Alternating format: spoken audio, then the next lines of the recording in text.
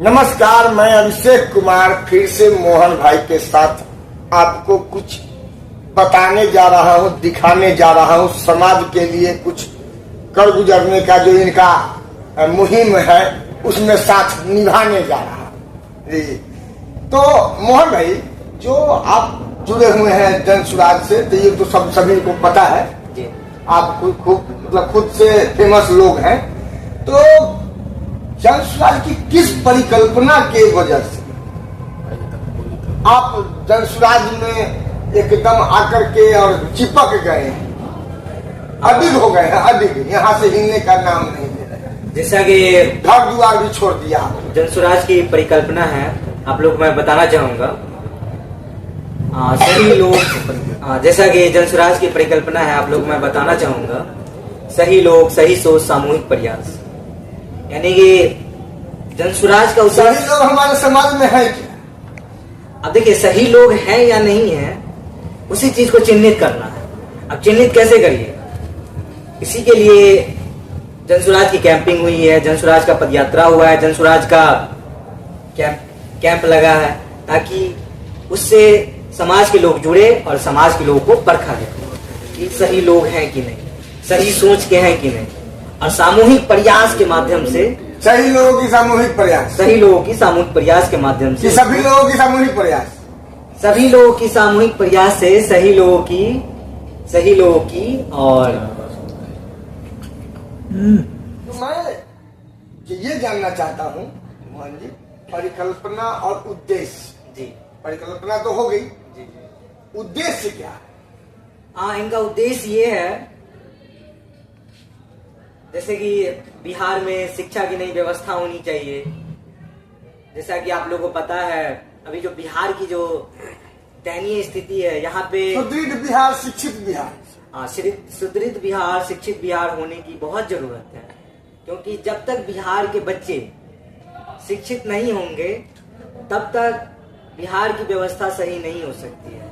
जैसा कि आप लोगों को पता होना चाहिए, बिहार में जो सरकारी स्कूल है, वहाँ पे बच्चे पढ़ने जा रहे हैं, पढ़ाई के नाम पे उसे खिचड़ी मिल रही है। कॉलेज में जा रहे हैं, वहाँ पे डिग्रियां बंट रही है। यानी सरकारी स्कूल में खिचड़ी मिल रही है, कॉलेज में डिग्री मिल रही है। तो ये व्यवस्था बदलने की बहुत जरूरत है, और जब तक ये व्यवस्था बदलेगी नहीं, तब तक बिहार के व्यवस्था बदल नहीं सकती है। दूसरी बात है पलायन। बिहार की जो युवा है, उसको रोजगार बिहार में नहीं मिल पा रहा है, जिस वजह से यहाँ से पलायन हो रहा है। और पलायन के साथ साथ यहाँ से बुद्धि का भी पलायन हो रहा है, पूंजी का भी पलायन हो रहा है। हाँ। जब तक बिहार में फैक्ट्रियां नहीं लगेंगी, तब तक बिहार के लोग बिहार से बाहर ही जाएंगे। बाहर जाते हैं, मार खाते हैं, गाली सुनते हैं, पर्व त्योहार में परिवार से दूर रहते हैं। तो इसके लिए जन सुराज व्यवस्था बनाना चाह रही है कि जब तक हर एक गांव, हर एक पंचायत, हर एक ब्लॉक में रोजगार की व्यवस्था नहीं होगी, 10 से 15 हजार की व्यवस्था नहीं होगी, तब तक ये व्यवस्था नहीं बदल सकती है। तीसरी बात है, जैसा कि आप लोगों को पता होना चाहिए, यहाँ पे पेंशन वगैरह जो बुजुर्ग लोगों को दिया जाता है, सुनिएगा, विधवा महिलाओं को दिया जाता है और दिव्यांग जनों को दिया जाता है। तो अभी फिलहाल बिहार में शायद 400 मिल रहा है। 400 से आपको भी पता है कि कुछ होने वाला नहीं है। अदर स्टेट में जो कि 2000 से 2500 मिल रहा है, तो बिहार में भी ये व्यवस्था होनी चाहिए। कम से कम 2000 तो मिलनी चाहिए, ताकि जो बुजुर्ग लोग हैं जीने में आसानी हो। जो दिव्यांग है उसको भी थोड़ा बहुत, क्योंकि वो ज्यादा मेहनत कर नहीं सकते हैं। और जो विधवा महिलाएं हैं, तो उनको भी एक तरह से सपोर्ट मिले, सहयोग राशि। हाँ जी, ये तो चाहिए। हाँ।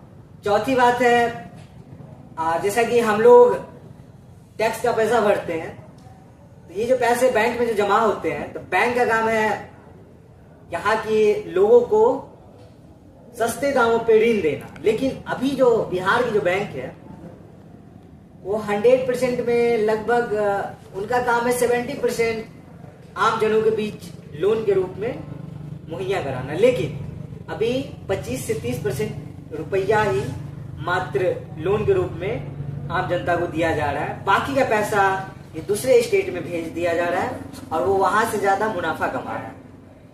तो जन स्वराज चाह रहा है कि सालाना 4% ब्याज की दर से हर एक जनों को, हर एक महिलाओं को यहाँ पे लोन उपलब्ध कराया जाए ताकि वो घर पे छोटा छोटा बिजनेस कर सके।